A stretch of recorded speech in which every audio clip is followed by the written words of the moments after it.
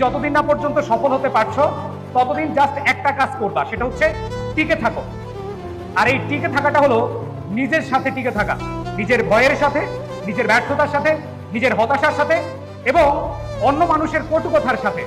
তুমি যখন কোনো কিছুতে খারাপ করবা, তুমি যখন কোনো কিছুতে ব্যর্থ হবা, দেখবা পাশের লোক তোমাকে নিয়ে কাটা গায়ে নুনের ছেটা দিতে একটু কার্পণ্য করবে না, তাদের মুখে শুধু কথা আর ধুলেই থাকে।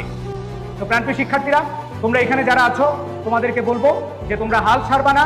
তোমরা কখনো মনে করবা না তুমি ব্যর্থ হয়েছো, তুমি মনে করবা তুমি সফলতার একটা ধাপ পার হয়েছো, সেটা ব্যর্থ হয়ে তুমি সফলতার ধাপটা তুমি চিহ্নিত করতে পেরেছো। আর যে সফলতার ধাপটা চিহ্নিত করতে পারে সে কখনো ব্যর্থ হতে পারে না। কেউ কখনো একবার চেষ্টা করে সফল হতে পারে না। থমাস আলভা এডিসন, যিনি হাজারবার ব্যর্থ হয়েও তিনি বৈদ্যুতিক বাল্ব আবিষ্কার করেছেন, এরকম অহরহ উদাহরণ আছে তোমাদের মাঝে। তোমাদেরকে বলবো যে সফল না হওয়া পর্যন্ত টিকে থাকো এবং তোমার মধ্যে যে ভয় রয়েছে, তোমার মধ্যে যে ব্যর্থতা রয়েছে, তোমার মধ্যে যে হতাশা রয়েছে, এগুলো একেবারে নিশ্চিহ্ন করে দাও, তাহলে তুমি ভালো করতে পারবা। তো সবশেষে একটা কথাই বলবো যে ব্যর্থ হওয়ার জন্য একটা কাজই যথেষ্ট, সেটা হচ্ছে হাল ছেড়ে দেওয়া। আর সফল হওয়ার জন্য একটা কাজই যথেষ্ট, সেটা হচ্ছে